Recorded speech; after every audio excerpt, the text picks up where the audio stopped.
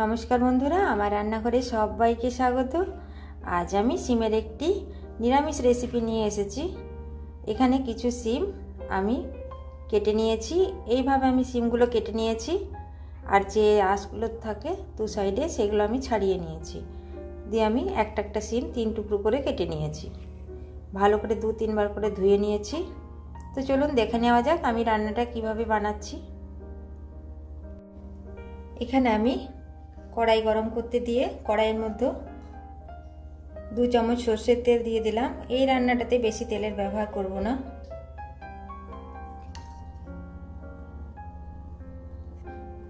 দিয়ে দিলাম আমি অল্প একটু 5 ফোড়ন। এরপর তেলের মধ্যে অল্প একটু হলুদ দিয়ে দেব সিমগুলো।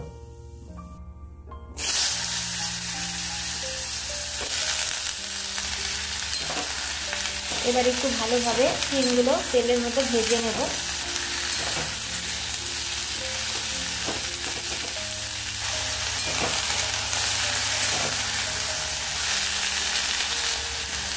এরপর আমি সিমটা কিছুক্ষণ ভেজে নেওয়ার পর আমি এর মধ্যে দিয়ে দিলাম পরিমাণ মতো নুন, আর দিয়ে দিলাম অল্প একটু হলুদ, যেহেতু হলুদটা তেলের মধ্যে আগেই দিয়ে দিয়েছি। আর দিয়ে দিলাম ছোট একটা টমেটোর আধখানা টমেটো। এবার একটু নাড়িয়ে নেব। আর এখানে আমি একটা মশলার পেস্ট দিয়ে দিচ্ছি।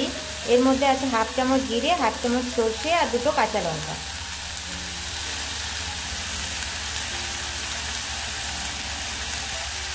আর এর মধ্যে দিয়ে দিলাম আমি একটা ফাটিয়ে নেওয়া কাঁচা লঙ্কা। এবার আমি মশলাটা দিয়ে সিমের সঙ্গে একটু ভেজে নেব। বেশ কিছুক্ষণ মশলাটা ভেজে নেওয়ার পর এর মধ্যে আমি দিয়ে দেব 1/2 কাপের মতো জল।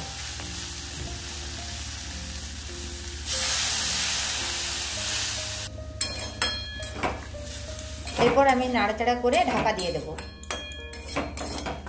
কম আঁচে আমি 5 মিনিট রেখে দেব।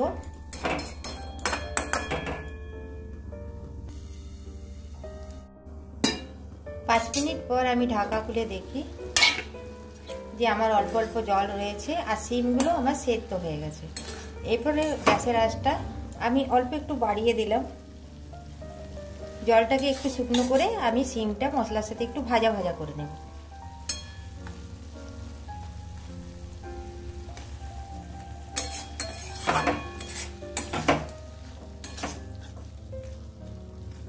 ভাজা ভাজা আমার হয়ে গেছে। এবার আমি গ্যাসটা বন্ধ করে দেব। নিরামিষ দিনে সিমের এই রেসিপি খেতে দুর্দান্ত লাগে। আমার এই সিমের রেসিপি যদি আপনাদের ভালো লাগে তো আমার চ্যানেলটিকে সাবস্ক্রাইব করার জন্য অনুরোধ রইল। সঙ্গে একটি লাইক করে দেবেন।